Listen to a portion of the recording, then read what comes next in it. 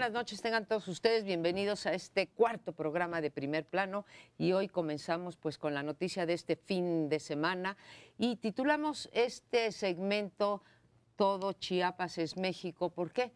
Porque acabamos de ver un gran desprendimiento, un desprendimiento que le podría costar muchos votos a la coalición PRI Verde Panal, que es el de los diputados verdes en Chiapas, muy enojados por lo que se dice es una imposición del candidato a gobernador. Pero decíamos, todo en Chiapas es México, porque estamos viendo estos desprendimientos, no solamente ahí, que pueden ser muy costosos electoralmente. Chiapas tiene un padrón electoral muy extenso, ha estado dominado por el verde, pero como todos ustedes saben, el verde ya lleva muchos años trabajando en mancuerna con el PRI y bueno, pues en un PRI que tiene tanto rechazo, pues puede ser un golpe fuerte a sus posibilidades de triunfo. Pero vemos otros, vemos por ejemplo a una connotada panista con muchos años, a pesar de ser muy joven, abandonar las filas del PRI.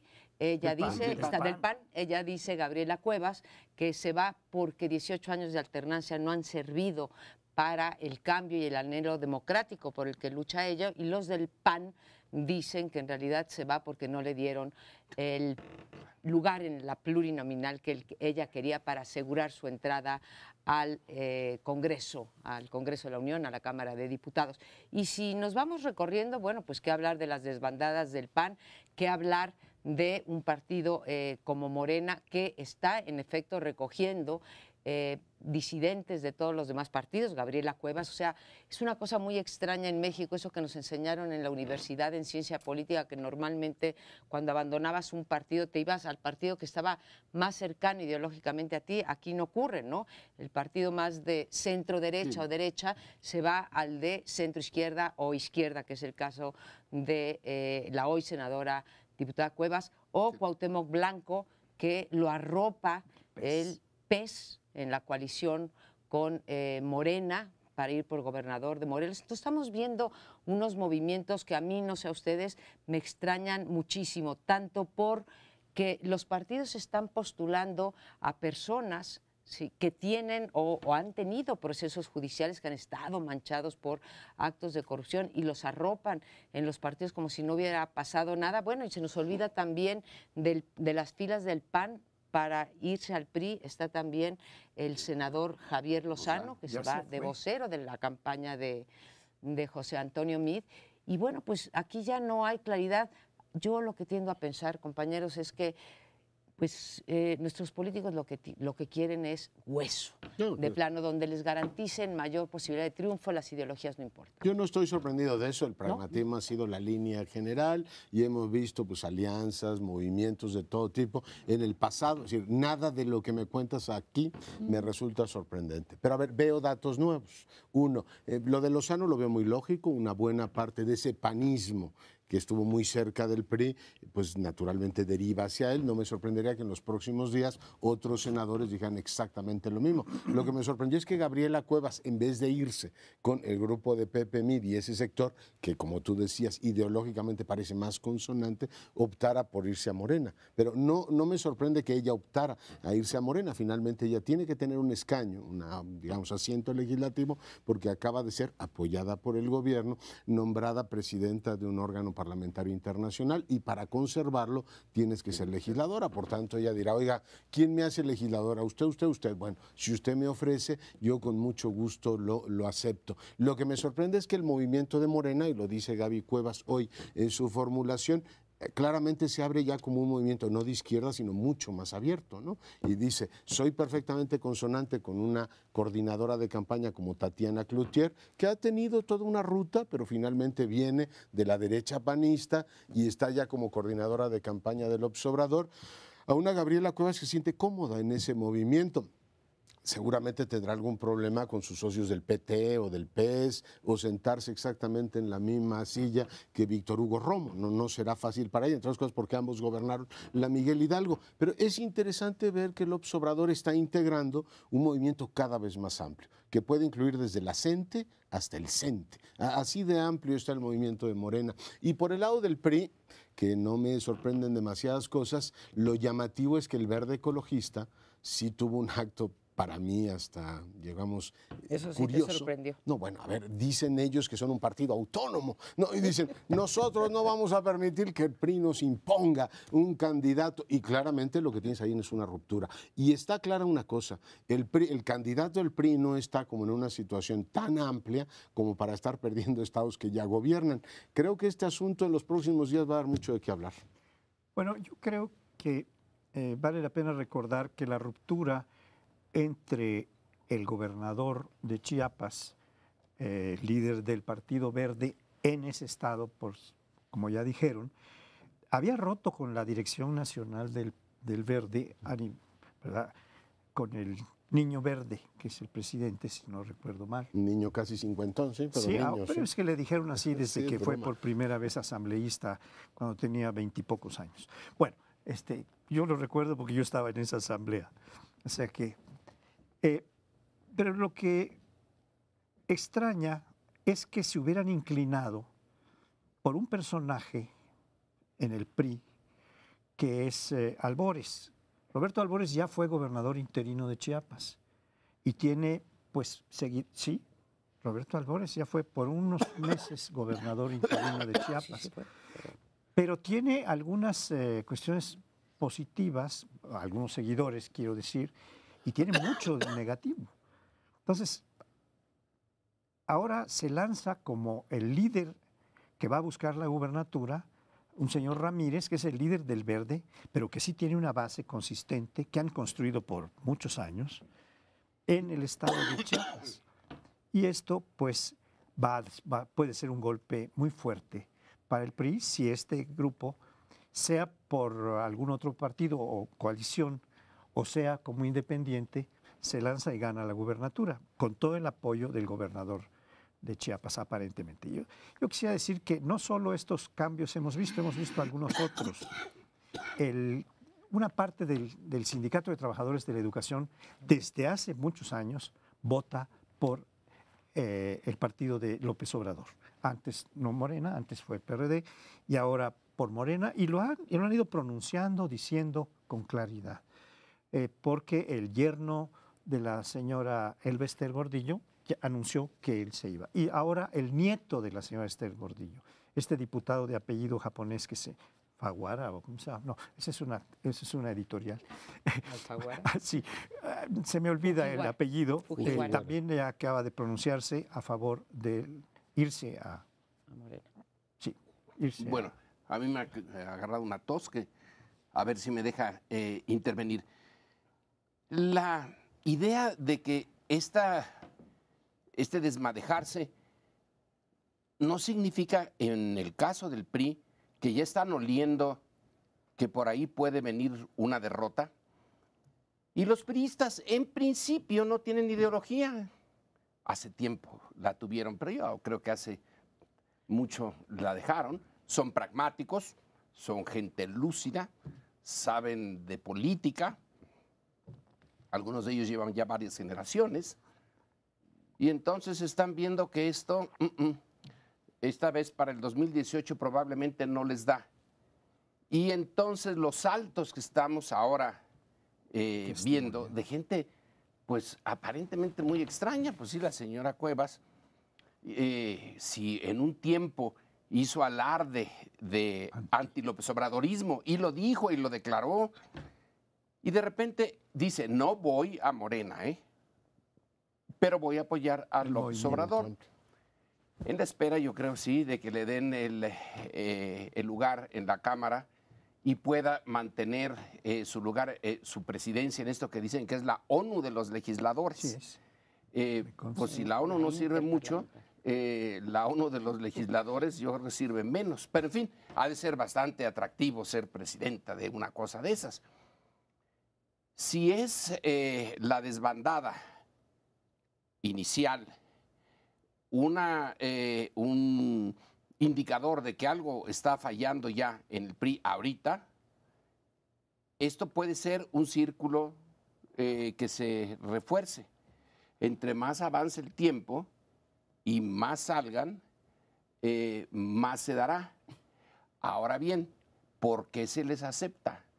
Yo creo que dentro de Morena, que conste, no soy miembro de ese partido, simplemente veo, oigo, hay una cierta enojo de los tradicionales, de los que estuvieron siempre allí. Dicen, ahora ya nos están inundando desde fuera. Pero es que para López Obrador es ahora o nunca ya. Es un momento decisivo. Y si en el pasado, por ejemplo, no quiso aceptar el apoyo del Baster, no quiso, se negó por la figura que era, pues a lo mejor lo piensa bien y dice, a lo mejor por eso perdí en el 2006 y esta vez no voy a tropezarme con la misma piedra. Decías tú que el PRI ha sido siempre que a lo mejor tuvo ideología en algún momento, el nacionalismo revolucionario que nos enseñaron a ti y a mí cuando éramos estudiantes, pero que ha sido siempre un partido pragmático y por eso se explica también su larga estancia en el poder.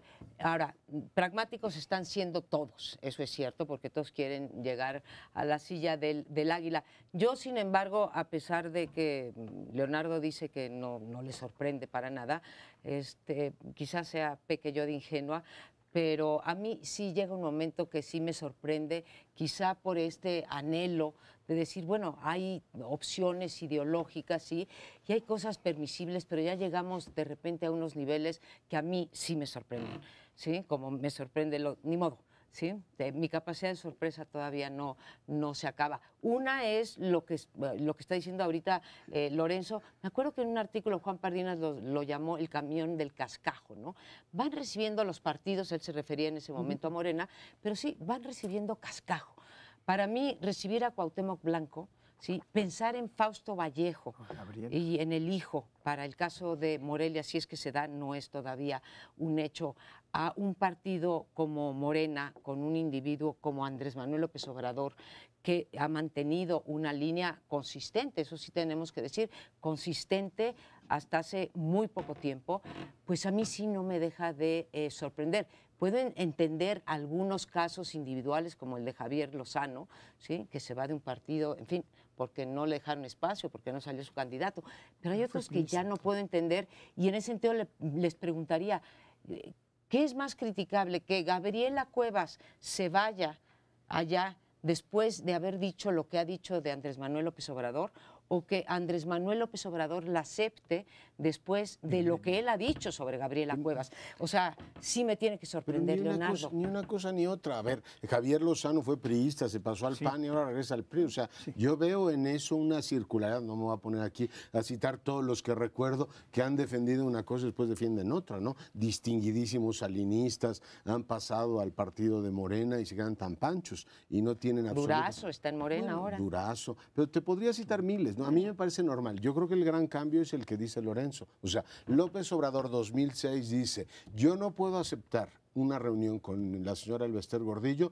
porque el próximo presidente de México no puede llegar con compromisos. Yo no puedo llegar con esos compromisos. Hoy claramente el López Obrador pragmático se ha convertido en una especie de catch-all party, es decir, yo agarro el que sea, desde los que defienden a Corea del Norte hasta la señora que viene del PAN, todo es bueno si suma. Y por tanto el gran tema es que él llegue a la presidencia. Te está dando un político pragmático que finalmente ha renunciado a eso, que durante años fue su divisa. Es decir, yo voy a llegar a la presidencia y para transformar tengo que llegar sin compromisos.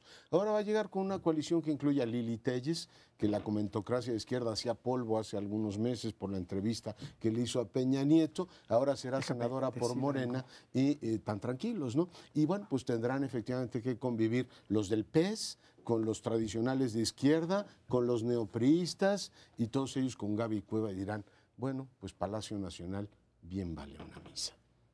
No, ya pues no nos dejaron tiempo. Bueno, pues seguramente tienes razón con todo, no solamente me sigue sorprendiendo, sino me entristece enormemente ver aquí el intercambio de puestos y la falta de ideología, valores, etcétera. Nos vamos un corte, regresamos con otro bloque interesante.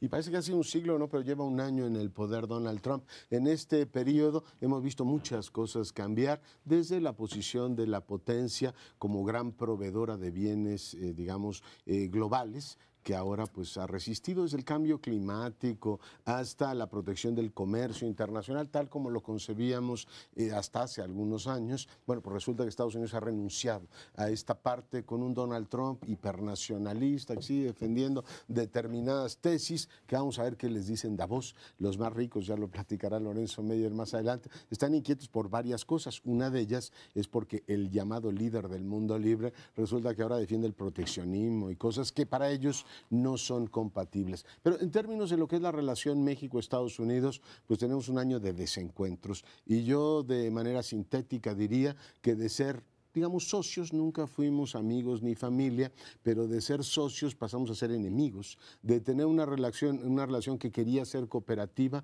ahora tenemos una relación francamente confrontacional. Lo que a ti te beneficia, a mí me perjudica, y no hay absolutamente un ápice de proyecto de futuro. Antes decíamos que compartíamos el TPP y el futuro de la economía.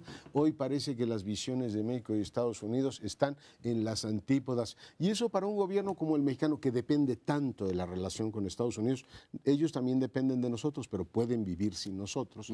En cambio, para nosotros el asunto es muy complicado. En un año, pues, hemos pasado de ser los socios y nos han mandado a la esquina de los castigados, de la peligrosa frontera sur, como decía Trump en su último tuit antes del apagón presupuestal. ¿Cómo lo ven? Yo creo que otra de las características del gobierno de Trump en esta coyuntura es alejarse del mundo. En realidad es ensimismarse, decir America Great Again. Podemos hacerlo nosotros, nosotros mismos. Y bueno, si tenemos ese problema, no podemos cambiar a Trump nosotros. Entonces, ¿por qué no hacemos de una necesidad una virtud? Los momentos en que Estados Unidos se ha alejado, por otras razones, no porque se ensimismara. Las dos guerras mundiales, por ejemplo, llevaron a Estados Unidos a que México era una cosa secundaria frente a cosas importantísimas. Y entonces México pudo hacer cosas que no hubiera podido hacer antes. Pudo hacer su constitución, por ejemplo.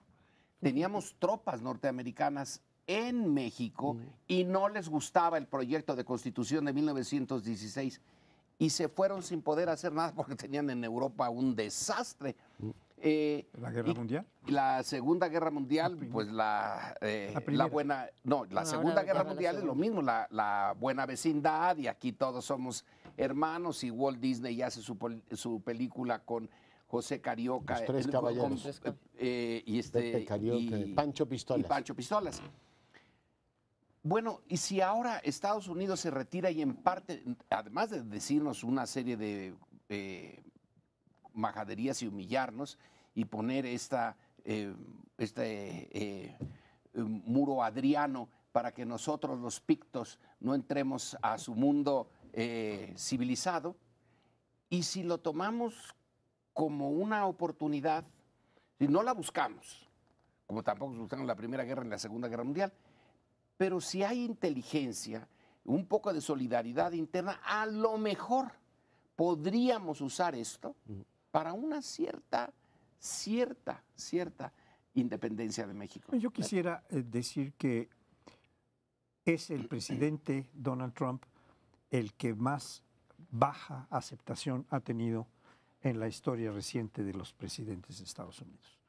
Eso ha venido siendo consistente y ya se redujo su aceptación de la que tuvo cuando tomó posesión hace un año, y ahora está teniendo una serie de problemas muy serios.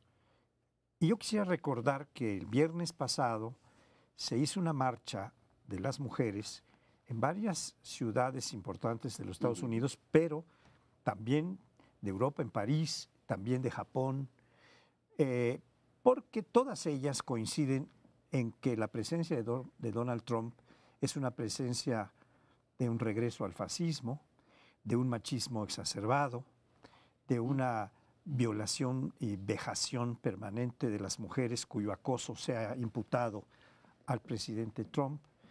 Y esto, pues, representa la mitad del género humano. No, lo de la reivindicación femenina me parece fundamental. Estamos en presencia ya de una interrogante. ¿Se le hará un impeachment, como se dice, un juicio político a Trump? La mayor parte de la gente que está analizando esto dice, no habrá impeachment. Vamos a ver qué pasa de aquí a noviembre, que son las próximas elecciones. A esas son las que hay que aplicarse. Y efectivamente tenemos elecciones en Estados Unidos donde se cambia la totalidad de la Cámara de Representantes y un tercio del Senado, que puede darle la vuelta a las cosas en cuanto a las posiciones, propuestas, iniciativas que el señor Trump ha tomado. Esta sería un poco la visión que me gustaría. Me gusta esta idea de tomar la oportunidad. En la Segunda Guerra Mundial dio pie finalmente, y la Guerra de Corea, a la sustitución de importaciones en México, que fue después lo que explicó en buena medida las altas tasas, en parte, cuando menos, las altas tasas de crecimiento que tuvimos durante una década, cuando se hablaba ahí del milagro mexicano, ¿no? Y crecíamos al 6.1% durante más de 6 años. Entonces, pues sí, podría dar, ojalá, y se pudiera tomar esa oportunidad, pero creo que este año lo que ha demostrado es que lo suyo, lo de Donald Trump es crear enemigos, no solamente en el exterior, no solamente al sur de su frontera, sino internamente. Lo que hoy te revelan las encuestas en los Estados Unidos es que se ha encargado de dividir a su propia sociedad. Nunca se había visto, según leo en los análisis, nunca se había visto una sociedad tan tremendamente dividida, no solamente por lo que dicen los que están y no están de acuerdo con Trump, sino porque se ha encargado de promover una especie de, ahora sí que parafraseando, una lucha de clases ahí al interior de los Estados Unidos, que es preocupante porque esto se está reflejando no solamente en la confrontación con una buena parte de la sociedad norteamericana, sino también con las instituciones. Leonardo decía, y decía bien, que era pues, el líder del mundo libre.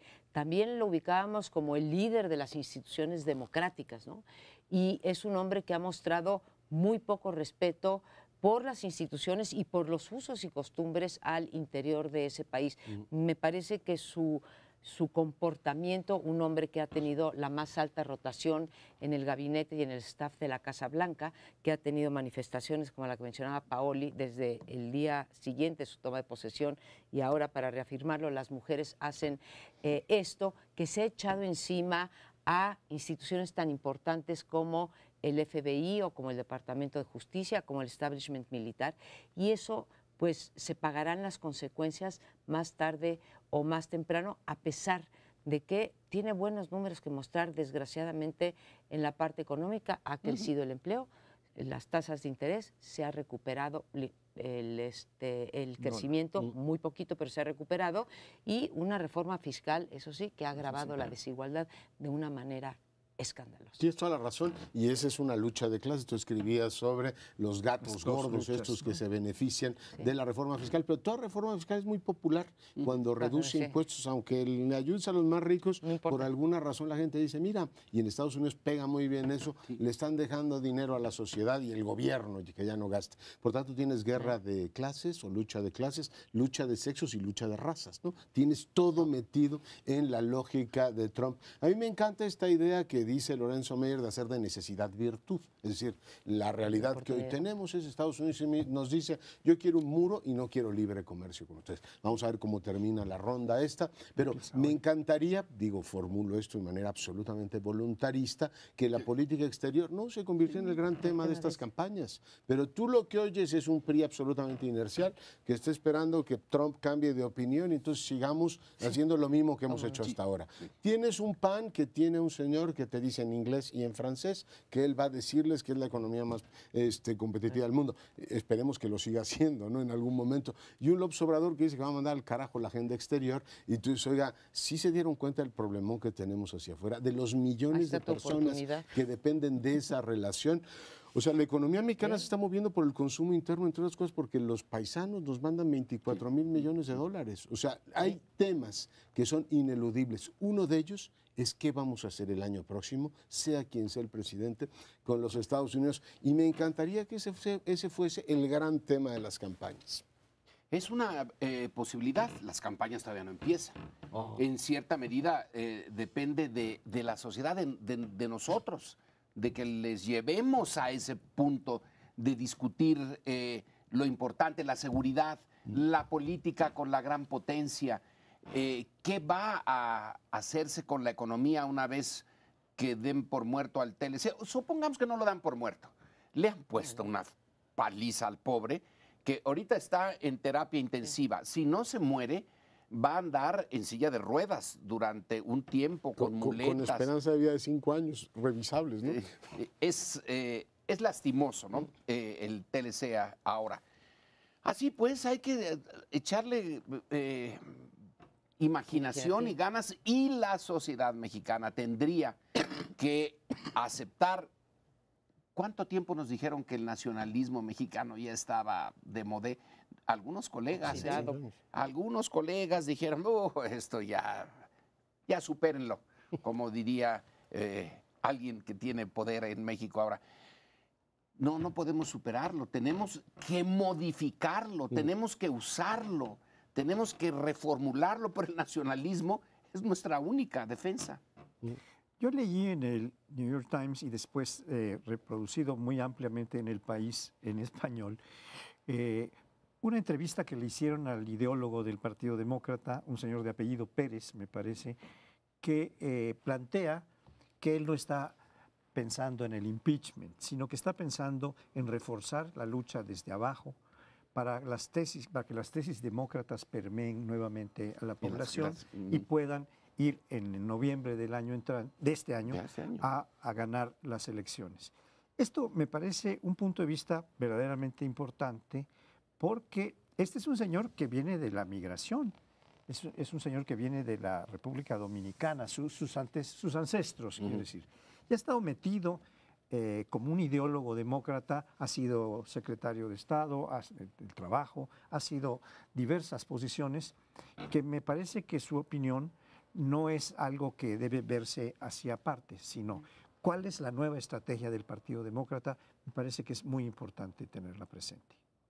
Bueno, están las elecciones del Partido Demócrata, pero imagínense todavía todo el daño que se puede hacer de este momento a noviembre, que lleguemos, a pesar de que, bueno, pues los que somos antitrumpistas, iba a decir los que no somos pro-Trump, no, los que somos anti-Trump, sí, bueno, no es que esté contenta con que se haya cerrado el gobierno norteamericano, pero le recetaron un buen golpe. Es la primera vez que cierra el gobierno norteamericano cuando el presidente tiene mayoría en las dos cámaras. Sí. Es cierto, en 2013 se cerró con Obama, pero no tenía ahí mayoría.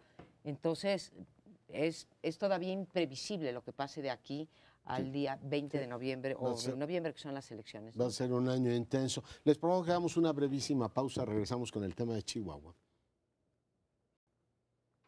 Vamos a tratar ahora un tema en función de la marcha que ha iniciado el gobernador Javier Corral y sus seguidores en el estado de Chihuahua, habiendo salido ya un par de días de Ciudad Juárez, y que está planteando pues una serie de reivindicaciones, una serie de denuncias contra el gobierno federal que desviaron fondos. Esta me parece la principal. Esta es la marcha más que lenta que se está planteando para destapar, para no mantener encubierta esta connivencia de la Secretaría de Hacienda, que es el poder económico, con apoyando a candidatos del PRI. Y esto no solo se está haciendo en función de declaraciones, sino de documentos, de órdenes de aprehensión que el fiscal de Chihuahua ha mostrado, de documentación que muestra claramente cómo se están utilizando con un criterio totalmente arbitrario los fondos, este tipo de fondos que están en el ramo 33, pero están en una partida que es especialmente libre de manejo por la Secretaría de Hacienda, además de estar planteando que le entreguen lo que está pactado, que debieran entregarle, que son alrededor de 800 millones de pesos al gobierno de Chihuahua.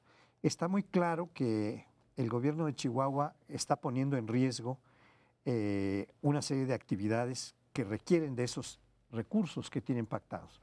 Pero también está claro, y así lo ha dejado el gobernador Corral, me parece, que no están dispuestos a cambiar este señalamiento, esta denuncia de el dinero público utilizado para campañas del PRI por ningún monto de recursos que se les hubiera negado hasta ahora.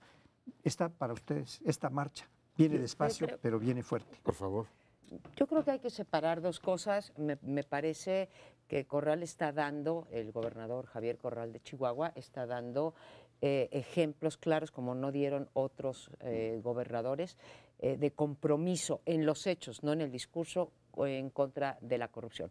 Con todo, pienso que tenemos que dividir el asunto, que los dos están en la marcha, y no confundir.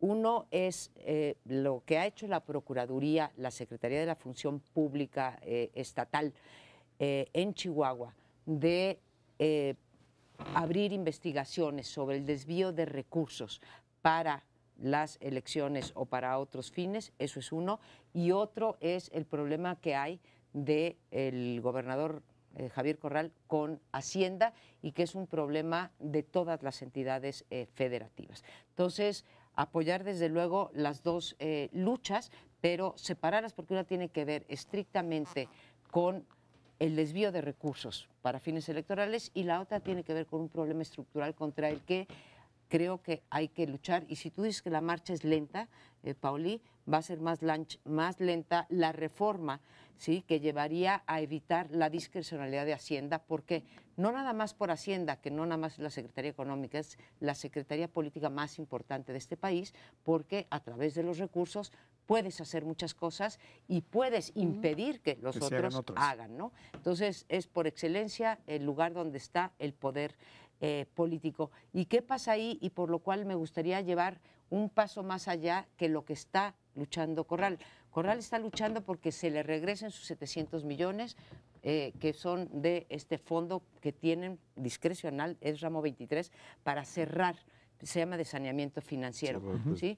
Pero ¿por qué ningún gobernador lo está apoyando, ¿sí? De sus partidos? Porque no les conviene. No. ¿Por qué? Porque no quieren, hay una pereza fiscal en este país, y los gobernadores no quieren cobrar impuestos porque es impopular que se los cobre el papá gobierno y se los dé por otro lado. Segundo, porque saben que pueden ir a pedir favores allí a cambio de lo que sea y poder entonces hacer las cosas que ellos quieren, que van desde enriquecerse hasta hacer infraestructura, y entonces están en la posición más cómoda. Yo estaría por una lucha por terminar con esos conjuntos de artículos que le dan discrecionalidad en el uso de recursos sin ninguna rendición de cuentas. Yo creo que Corral hizo una chuza, así si habláramos de boliche, hizo una chuza completa, y algunos bolos han salido en direcciones extrañísimas. La primera es, sí, sospechábamos, bueno, constatamos que Hacienda, por lo menos de Pedro Aspe a la fecha, desde los 90, a la fecha era la secretaría más poderosa del gabinete,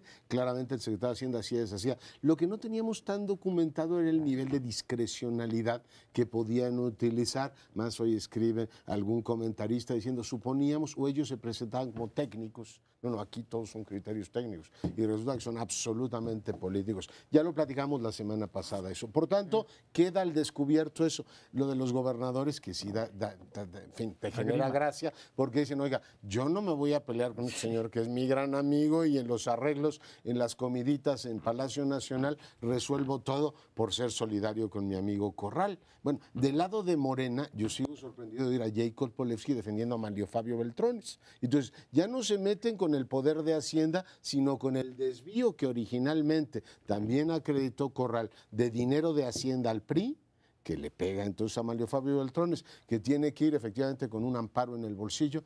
Qué tiempos políticos de este país, que uno de los hombres más poderosos no tiene defensa política, ¿no? Se atrevieron a meterse con él y de pronto Morena lo defiende.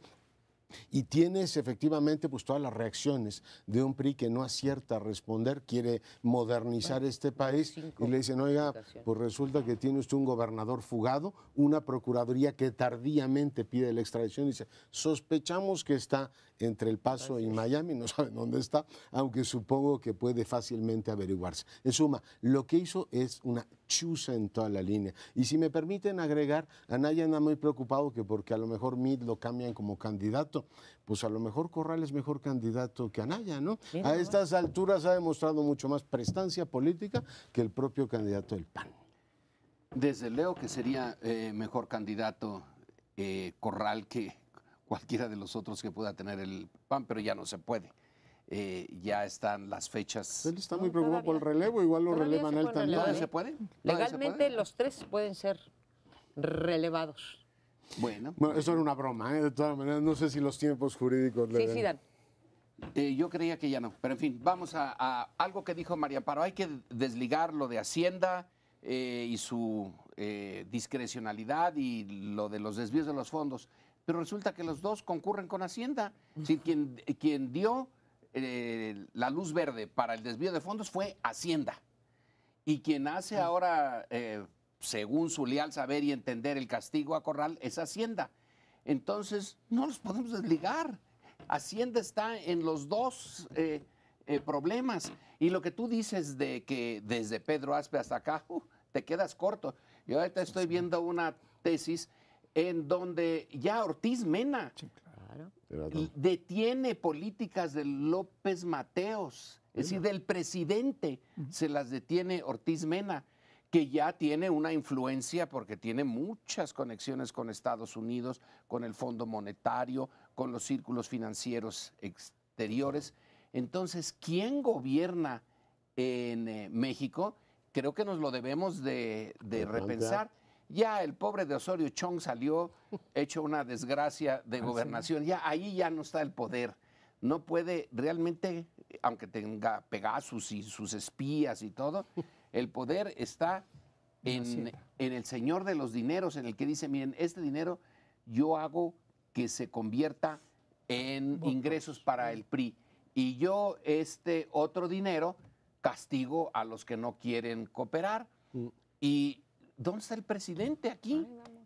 Pareciera que entre Videgaray y Meade gobernaron el país en los últimos años. Bueno, este tema que tocaba María Amparo muy bien, es decir, el extrañamiento que hace Corral al conjunto de los gobernadores, donde están un buen número de gobernadores panistas. Déjenme recordar que esta triangulación de fondos que Hacienda hace para entregarle recursos al PRI con plena arbitrariedad, es decir, a su pleno arbitrio, sin ninguna necesidad de dar cuentas a nadie. E ilegalmente. Claro. Bueno, porque una cosa es su arbitrio y otras que sean... A su arbitrio, pero es más bien a su voluntad libre, totalmente no vetada por nadie. Este movimiento mostró cómo se habían desviado fondos a Tamaulipas y a Veracruz. Tamaulipas sigue siendo un gobernador del PRI. Bueno, no, ahorita ya es del PAN, pero era gobernador del PRI. Pero ahorita el gobernador del PAN de Veracruz tenía que haber salido para apoyar a Corral en forma muy amplia. Y yo diría, bueno, ¿dónde está este apoyo de los gobernadores panistas? Me refiero. Bueno, Graco es del PRD, debe estar en el frente, pues, pero me refiero también a que hubo un momento en que el candidato del frente se hizo a un lado de todas estas declaraciones y este movimiento, esta marcha que emprendía Corral, diciendo, bueno, yo voy a seguir mi campaña, este es un asunto que se tiene que dirimir por otro lado, y no se ha parado por allí, ni mucho menos va a ir a la marcha de Corral. Yo quisiera hacer ahí como un derecho de réplica contigo, Lorenzo, porque dices, los dos los quiero separar y los dos confluyen en Hacienda. Y hay una parte que tienes razón, pero déjame defender el punto. Defiéndase. Por lo que decía hace rato de si legal o ilegal, decían ustedes dos. En el caso de, y podrían ser las cosas diferentes, porque lo que está demostrando Chihuahua es que una Procuraduría Autónoma puede ser tan o más poderosa que Hacienda, como se está demostrando en Chihuahua. Entonces, sí confluyen los dos en Hacienda, pero en un caso yo te puedo demostrar con la ley en la mano que Hacienda legalmente puede discrecionalmente entregar estos recursos, porque en el ramo 23 no hay reglas de operación. Por lo tanto, decide Hacienda. Pero una es cómo los da. discrecional y otra ilegal, ¿no? Y una es discrecional y la triangulación de fondos, que es lo que yo digo, la ilegal. prueba de que se desvió para fines electorales, eso es ilegal. Pero la entrega o no entrega de los 900 millones de pesos, eso no es ilegal. Bueno, esa es la distinción que quería hacer. Es Eloísio. ilegítima. Estamos ya en la necesidad de hacer un corte. Yo nomás quisiera decir que parte de la responsabilidad es del secretario Videgaray y parte es del secretario Mid de Hacienda, que sería un golpe para que la chuza llegara hasta el candidato presidencial del PRI, lo cual pues está por verse. Nos vamos a otro bloque. Bueno, pues vamos a esta última parte del programa y trasladémonos a una aldea nevada con unos edificios que tienen chimeneas allí muy ricos, protección de la policía, buenos chefs, una serie de invitados muy seleccionados. Estamos en Davos. Estamos en Davos en un momento en que la economía mundial, pues, va bien, pero sobre todo estamos en Davos cuando el grupo de los grandes concentradores del capital en este mundo se encuentra ya no en Davos, en el Everest, en la parte más alta del planeta. Han estado acumulando dinero como pocos. Debían estar muy contentos. Y se supone que, bueno, pues están. Yo creo que van a destapar un montón de botellas de champaña. Pero nos reportan desde allí que hay un prietito en el arroz. Están muy preocupados porque el populismo parece que va en ascenso en el mundo.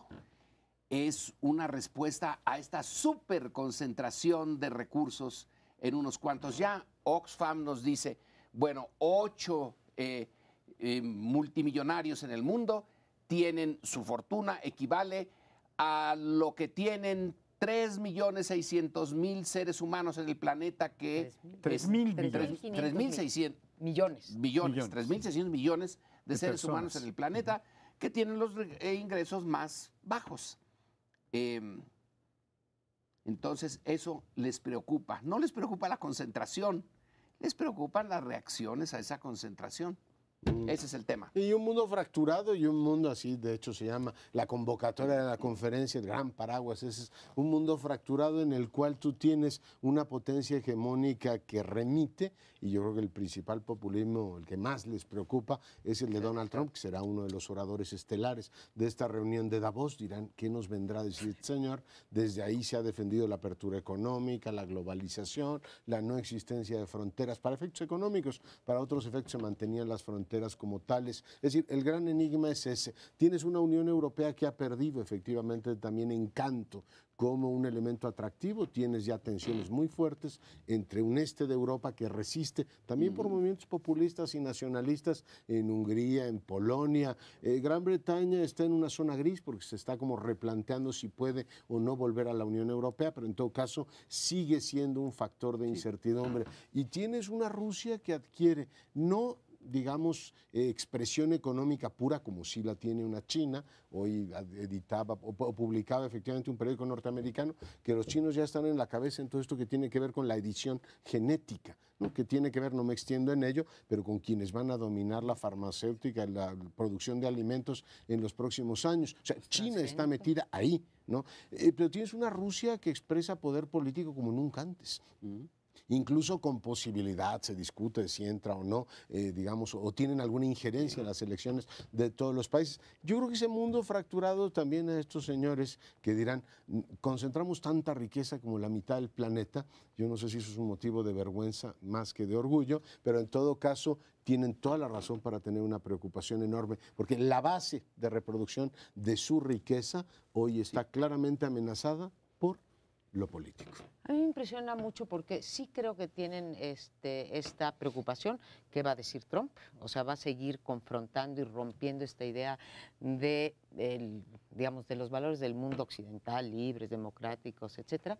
Segundo, por la fractura de la que estás hablando, ya no podemos hablar, tenemos que hablar de un mundo fracturado, donde está lo que mencionabas, por ejemplo, ahora de Rusia y de China.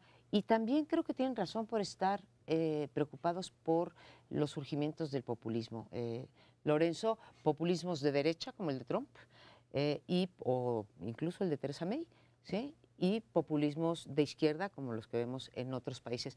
Lo que sí me sorprende es la ceguera de estos grandes líderes mundiales, porque además también participan los jóvenes, ¿no? Invitan a los jóvenes que prometen ser los más brillantes, que ya están, digamos, que ya se están perfilando como los líderes del futuro, pero no he visto en ningún lugar la pregunta de ¿no seremos nosotros los causantes de esos populismos? Eso no existe, sí. O sea, luchan, creo que legítimamente, con razón, a mí también me preocupa, contra los populismos, pero no se les ocurre decir, nosotros lo estamos provocando.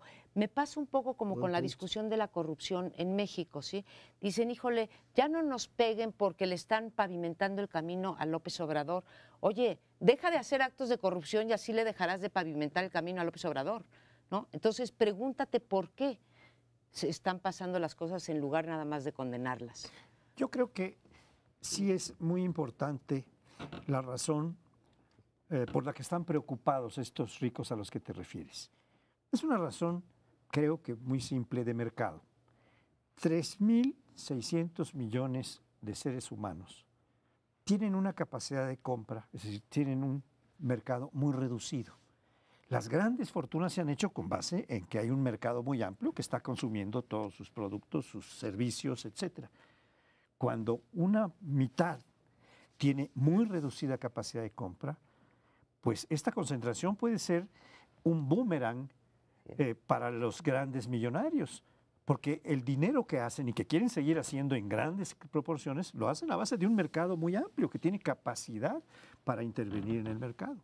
Y si no la tiene, entonces hay preocupación, no porque sean muy justicieros y quieran distribuir mejor la riqueza, eso sería ingenuo, porque al no haber un mercado suficientemente poderoso, sus fortunas van a empezar a decrecer. Y esto sí, pues es digno de preocupación, me parece a mí. Pero no es solamente que vayan a decrecer, es que le tienen miedo a las consecuencias políticas. Es eso, sí. No, afirmaba, efectivamente, tienen miedo a eso. Tienen miedo a unas, porque de todas maneras les quedan otros 3.600 millones que pueden ser los compradores. No se ha dicho que ahora se ha reducido la pobreza en todas partes, que los chinos ya son menos pobres, que consumen como locos en algunos aspectos. Yo supongo, y ahí nada más lo dejo, que hace tiempo los ricos mexicanos, yo proponía que si fueran realmente inteligentes, desde hace años se hubieran preocupado por esta división tan brutal que hay en México, en donde esa casi mitad de mexicanos sí están clasificados como pobres. Y que ahora tienen posibilidades de expresarse políticamente como no la tenían antes. En la época colonial, ¿qué posibilidades tenían de expresarse? Hasta que llegó Hidalgo, y entonces tuvo una guerra civil que no se le esperaba a nadie, ni los que entraron a la guerra civil. De repente estalló todo. Nadie esperaba, en las vísperas nadie estaba preparado para eso. En la Revolución Mexicana estaban celebrando el centenario, contentísimos, con desfiles y con invitados especiales, etcétera, y ¡púmbale! Se les vino abajo. No era tiempo de que en México se tomaran esas lecciones y dijeran, miren, está bueno el encaje, pero ya creo que está muy ancho, entonces vamos a reducirlo. No, pues ya lo veo en el 6, ya lo veo en el 12 y no parece que estén muy dispuestos a cambiar. Y como decías tú, buena parte de ellos dirá, bueno, si 3.600 millones no nos compran, hay 1.000 millones que sí nos compran y seguiremos haciendo lo mismo. Pero las consecuencias de lo político, y coincido mucho con lo que dice María Amparo, lo deberían leer mucho más, las consecuencias de lo político sí traen, además de una ruptura de la arquitectura que ha permitido que se reproduzca esta economía global, trae consecuencias a las marcas. Digo, no voy a citar ninguna, pero las voy a aludir. Hay una marca de coches en México que con el discurso trompista ha visto cómo sus ventas bajan, porque la gente dice, oiga, ¿y yo por qué voy a comprar una marca norteamericana? Así este señor se la pasa diciendo un día sí y un día también que somos punto menos que el enemigo del planeta. Y la otra, una marca famosísima de teléfonos y muy progre y muy elegante, estas que no usan corbatas, que se enoja cuando Trump hace discursos racistas. Ahora lo que hizo fue, hay reforma fiscal de Trump, pues yo voy y tributo. Va a tributar la friolera de 38,000 millones de dólares a la hacienda norteamericana para reforzar a Trump. Entonces tú dices, oiga, a usted le preocupa mucho el discurso racista, pero a la hora de apoyar económicamente a un gobierno, dirán, el dinero no tiene olor, y es verdad que no, pero ahí la combinación entre política y economía tiene mucha miga. Así es que ahí lo dejo, ¿eh? Claro, tendríamos que regresar a esa vieja discusión de la vinculación entre economía y política, que como que cayó, así como ahora ya no discutimos el balance entre Estado y mercado, pasó de moda, y no discutimos la relación entre dinero y política, cuando y lo global y lo nacional. Y lo global y lo nacional. Hablabas tú hace un rato de los nacionalismos. Son cosas que tenemos que discutir Imbricadas. siempre en binomio. ¿Por qué? Porque las sociedades se mueven por la política y por los negocios. Y lo que estamos viendo en el caso de Estados Unidos, o si quieres, vámonos a Europa, caso de la OCDE versus México. La desigualdad en México es más del doble que la de la OCDE. Sacaban el otro día las cifras. En la OCDE el promedio era 10 veces el más rico contra el último decil. Aquí es de 20, Lorenzo. Así que debemos esperarnos estas cosas que no se esperaban en la independencia y en la revolución. Nos vamos. Nos vemos la siguiente semana. No se le olvide.